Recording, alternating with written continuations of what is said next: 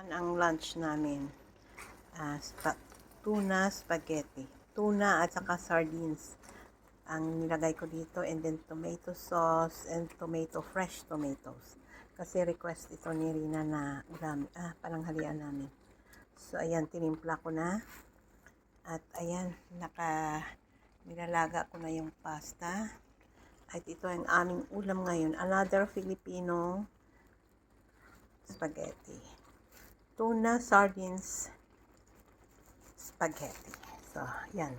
Mamaya pagluto na, kakain na kami. And then, reaction na naman ni Rina. Si Rina ang maghuhustisya. Pero, kasi alam nyo naman na halos lahat ng niluluto ko na food from Philippines, gulay or maliban lang sa karne at saka sa rice. Ayaw niya ng karne at rice.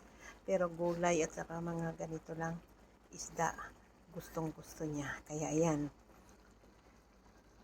Tapangan natin. Yes!